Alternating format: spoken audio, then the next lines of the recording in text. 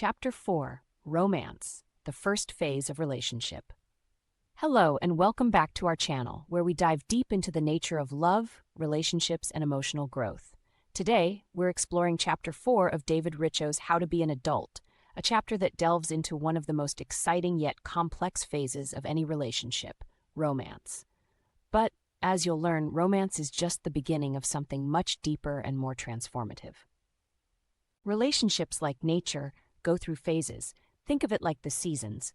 Just as roses bloom, face conflict, and eventually grow into something lasting, so too do our connections with others. Richo emphasizes that relationships need to evolve. We can't expect them to stay static. We must embrace the inevitable changes that occur. Today, we'll break down those phases, romance, conflict, and commitment, and show you how to navigate them with grace and growth.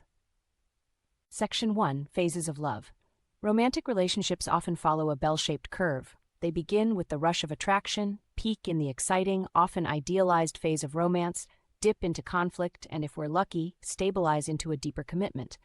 But what does this really mean for us? Authentic love, true, lasting love, persists through these stages as long as we understand and work through the inevitable ups and downs. Romance may feel like the ultimate high, a time when everything seems perfect, but eventually conflict arises in any relationship. And as Richo points out, it's how we deal with conflict and transition into commitment that determines whether a relationship will grow and flourish or fall apart. Section 2, Romance as a Prelude. Romance is beautiful, but it's important to remember it's only the beginning. It's marked by affection, attention, appreciation, and all the 5 A's that create a sense of joy and deep connection. However, as exciting as it is, romance can also create illusions of permanence. We may start to believe that the honeymoon phase is the final destination, but it's not. The truth is, romance is just the starting point. It serves as a foundation, a prelude to something much deeper, a commitment built on mutual understanding and a willingness to grow together through challenges. Section 3, Addiction versus Romance. Sometimes what we think of as love can actually become addiction. Unlike healthy romance, relationship addiction stunts our growth. It leads to unhealthy dependency, emotional paralysis, and a sense of being stuck. You may feel like you can't live without the other person, or that your happiness depends entirely on them. True love fosters interdependence, 2 people who support each other without losing their individuality. Addiction, on the other hand, results in unhealthy dependence or domination. Recognizing the difference is crucial for healthy, sustainable relationships. Section 4, Navigating Emotional Landscapes. Love is complex, and it can often get confused with attachment, dependence, or power dynamics. To love authentically, we must first understand our own emotional needs and cultivate a sense of self-worth. Love is not about seeking validation from another person, but about sharing a deep connection from a place of self-acceptance. To express love in a healthy way, we need mindfulness and intentionality. It's about being present, engaging authentically, and allowing love to flow freely without ego or insecurity getting in the way. Section 5, Practical Insights for Healthy Relationships. Let's take a moment to reflect on some practical insights for building and maintaining healthy relationships. These steps will help you grow together and navigate the complexities of love with ease. 1. Recognize the phases. Are you in the attachment, conflict, or commitment phase?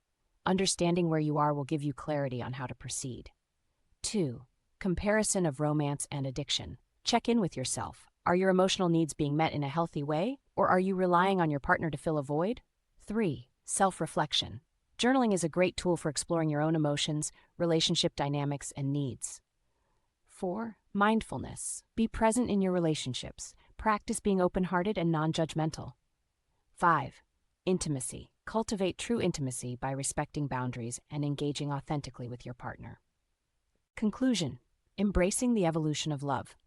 Remember, love is not a one-time event. It's an ongoing journey. Healthy relationships evolve through various phases, leading to deeper, more meaningful connections based on true love, not the illusions of romance or dependency. When we accept and navigate these phases, bloom, conflict, and commitment, we allow for growth, transformation, and mutual fulfillment.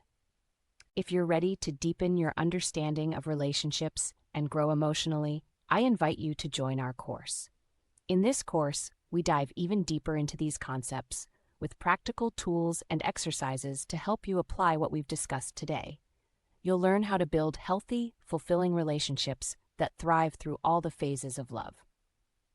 Click the link in the description below to sign up for the full course and take the next step in your personal growth journey.